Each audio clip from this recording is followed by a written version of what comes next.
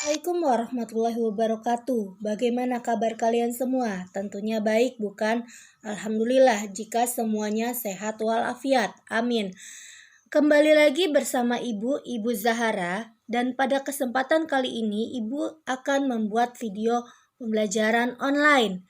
Nah, pada pembelajaran video online kali ini Ibu akan memberikan materi kepada kalian tentang cerita fabel.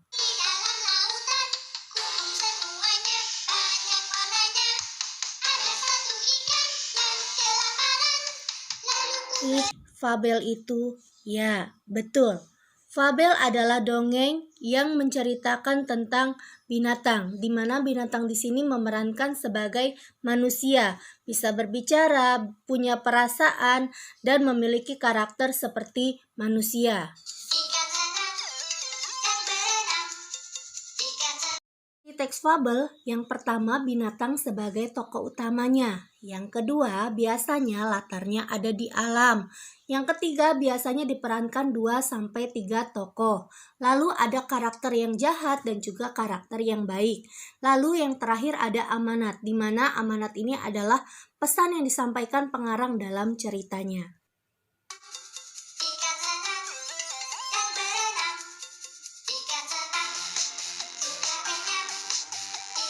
Lihat dari jenis-jenis fabel terbagi menjadi dua, yaitu jenis fabel klasik dan jenis fabel modern. Nah, fabel klasik adalah cerita yang sudah ada sejak zaman dahulu, yang nenek moyang kita wariskan kepada kita dari mulut ke mulut. Nah, ciri-cirinya adalah ya biasanya ceritanya sangat pendek ya. Lalu temanya pun lebih sederhana dan masih kental dengan nasihat atau petuah yang diberikan oleh nenek moyang kita.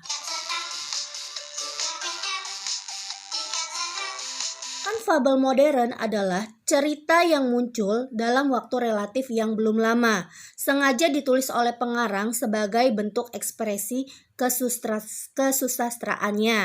Nah, apa sih ciri-cirinya? Nah, ciri-ciri dari fabel modern adalah biasanya temanya lebih rumit, ya. Lalu ceritanya bisa pendek dan juga bisa panjang.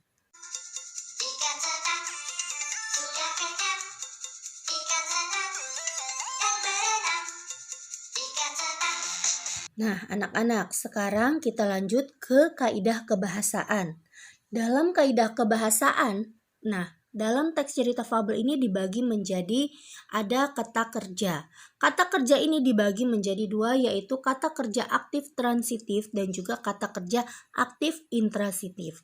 Apa sih kata kerja aktif transitif itu? Ya, kata kerja aktif transitif adalah kata kerja aktif yang memerlukan objek di dalam kalimat. Sedangkan kata kerja aktif intransitif adalah kata kerja aktif yang tidak memerlukan objek di dalam kalimat. Dua, ada penggunaan kata si dan sang. Nah, ini kata sandang si dan sang ini biasa digunakan dalam teks cerita fabel. Misalnya, dalam contoh yang ada di slide sebelumnya, sang semut rangrang berkeliling di taman sambil menyapa binatang-binatang yang berada di taman itu. Sang semut rangrang.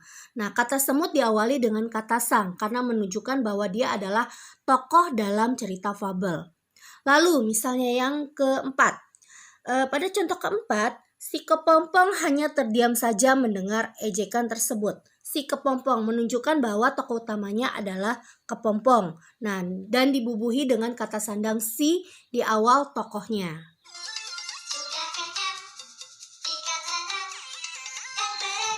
Ibu sekarang akan memberikan contoh cerita fabel yang berjudul Ulat yang Sombong. Sekalian ya, kita analisis struktur dari cerita fabel tersebut. Di sebuah hutan yang lebat, hiduplah 2 ekor ulat. Yang satu bernama Pintu dan yang satu bernama Tufi. Nah, dari sini saja sudah bisa terlihat bahwa ini adalah struktur orientasi. Kenapa? Karena menunjukkan latar tempatnya yaitu di hutan dan tokohnya yaitu 2 ekor ulat yang bernama Pintu dan Tufi. Lalu yang kedua, paragraf kedua. Pada suatu hari saat Vintu sedang mencari makanan, ia bertemu Tufi. "Hai Tufi, bolehkah aku meminta sedikit makananmu?" pinta Vintu.